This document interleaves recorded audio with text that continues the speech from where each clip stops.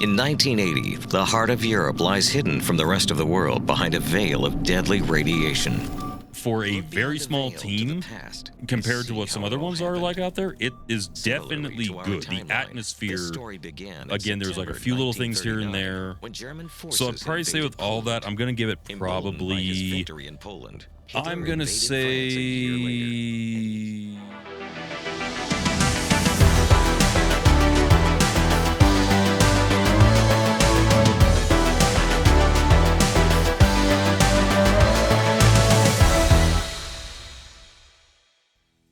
First off is with the team behind the game. So from what I can actually find about the actual development team, which is Polyamorous Game Developer Studios, I honestly can't seem to find a lot about them. They have like a few different things here and there. They have like a fandom and everything, but it appears that this is actually the only game that they have made, which is Paradise Lost. So it is definitely interesting. But there, again, there's not a lot of information other than just the game that they made. I can't really seem to find too much. But I will say they are a small team. They did pretty good. The publishers behind them are actually pretty well known because we've got Walkabout Games, which are behind a couple other games, such as Werewolf the Apocalypse, as well as Liberated. And then we've also got All In Games, which is a very interesting one. I've actually seen several of their games that have actually come out here and there. One of the more notable ones is Chernobylite. So I will say that the teams behind this game have actually done quite well. They've actually done very well indeed. Good indie studios. They're definitely small. They definitely seem to know what they were doing at the same time, though. They did quite well. It was released on March of 2021, and it did come out for Xbox as well as the Nintendo Switch and Steam. So yeah, it's an action-adventure walking simulator. So it's all about the exploration, walking around trying to find stuff in the world, trying to understand and uncover things. Where the game is set is that it's set in winter of 1980, and you play a young boy by the name of Simon. He was raised in a post-apocalyptic wasteland, and he finds an abandoned Nazi bunker. He's on a mission to find a few different kind of things, and that's kind of where the mystery comes in. So he finds the bunker, and then your entire goal is trying to find what you originally came there to find. I'm trying to avoid a few spoilers, just in case somebody wants to play it. It is a completed game. It is a 100% finished game. Honestly, I probably only experienced like one weird visual glitch where I jumped through a hatch when after I opened it, it stayed closed. And then I also got stuck on something when I accidentally exited the game and reloaded. It loaded me back in where I was stuck, but I fixed it just by entering settings and exiting, and that apparently fixed it. So those are the only two things I actually had an issue with the game when it comes to the visual aspects or gameplay side. Otherwise, it was actually really well put together when it comes to the actual game state. And then moving from that into the graphics, besides that one graphical issue, the game actually looked phenomenal. The lighting, the atmosphere, and everything like that, it gave me some really good vibes compared to some other games that I played. For a very small team to have made this game, I can think of many other games that are made around the same time by even slightly larger teams, and the game still didn't quite look this good. So I will say the graphical side, even though it's not like top notch compared to what some other ones are like out there, it is definitely good. The atmosphere definitely fits for what they were trying to aim for when it comes to the graphics of the game. So the gameplay, again, it's a walking sim, so really all you do is you just walk and then you interact. So I will say that they did still do something interesting with that. It's not just a walk around and you press an interact button. Once you interact with something, there's typically a slight little interact movement you have to do, and it depends on what you're trying to do. So I will say I did like how they did that. When there really isn't much else for the gameplay when it comes to like game mechanics and things like that, it's relatively simplistic with how they have it set up. So it's a simple matter of, oh, well, you just walk around, you interact with things, grab items, and solve a couple simple little puzzles, nothing too much. So, yeah, but it is definitely an interesting thing with what they did there. So I definitely will say for what the game is, it works. I'm not really blown away by anything, but again, it's supposed to be a walking simulator.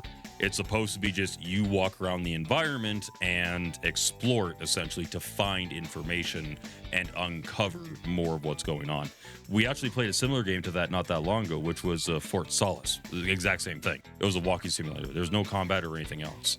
So gameplay, for what it is, it was good. Not great, really, but it was definitely good. It was par, if not slightly above par. Sound, when it came to the voice acting, it was actually really good for an indie game, I gotta say. Again, I'm measuring everything off of the fact that they are a indie game. Like, if this was a AAA title with a lot of money and a lot of experience put behind it, I would definitely critique it more. But for it being a indie game and probably their first game, the developers did very good, honestly. Like, they could have just stuck with one simple option for like a language to do, yet they didn't. They did several different options from the looks of it here. So it is definitely interesting with what they ended up doing with it. And I gotta say, it was good. From everything that I've heard and done, it sounded very good. The atmosphere, there were multiple times when we were hearing things. It was definitely setting the mood quite well, as well as the music. So all that was done quite well. They definitely knew how to set the mood with the music. Some games, when it comes to sound effects or even like how to set the mood with music or like the tone of voice, definitely not the best. And they definitely did accomplish that in this one. So again, is it amazing? No, I'm not going to say that it's amazing, but it definitely did pass and it was quite good, actually. So, and then the actual controls, again, that kind of goes back to the gameplay. I kind of already touched on it. The controls, very minimalistic. You just walk around and you interact with a few things. That's what it is. And that's kind of all the gameplay is, as well, with a couple extra puzzles here and there. And then the last two notes to go over is the story/lore. It definitely did do well with the story. I was very intrigued. I was curious about finding out. I was trying to predict what the heck was going on, but I did have the rug kind of pulled out from under me a few times. I was like, oh, it's not that. It's this other thing that I was not expecting. So I'm quite pleased with that, actually. There were some parts that did seem a little predictable to a degree, but that's not a bad thing in storytelling, really. Sometimes it's kind of nice to be able to see that familiar thing in a story. So I'm actually pretty happy with that. And then when it comes to the lore, they actually did a pretty good balance between the two. So the story itself, you could easily play the game and you would get most of the story. But then if you really took your time with the gameplay and explored, you can actually find more of the lore and actually understand more of what is going on, if you enjoy that kind of thing. So I feel like it has a good balance between the two. I typically prefer just the straight up story, not really trying to find all the lore for it. But if you're the person that enjoys finding both, then this game definitely has it. So, and the final thing is replay value. I will say that the replay value isn't necessarily very, very high. It does have it though. It's not really a one and done. If you are a completionist, it does have multiple types of dialogue choices, and I have no idea exactly to what extent those affect the gameplay. But the game does have two different endings. So, and there's a couple different ways you can kind of go about it, it seems. I'd probably say the replayability for the game is maybe like you can play it, if you're a completionist, 2 times, at least to get the 2 different endings. And if you want to see like every dialogue option, a few extra times beyond that, especially since you can't go back to previous chapters. You essentially can just start a playthrough, you do a playthrough, and at any given point you can start a new one, but it erases your current playthrough. Or once you complete your first one, it just resets the whole thing. So you can't jump back into certain chapters.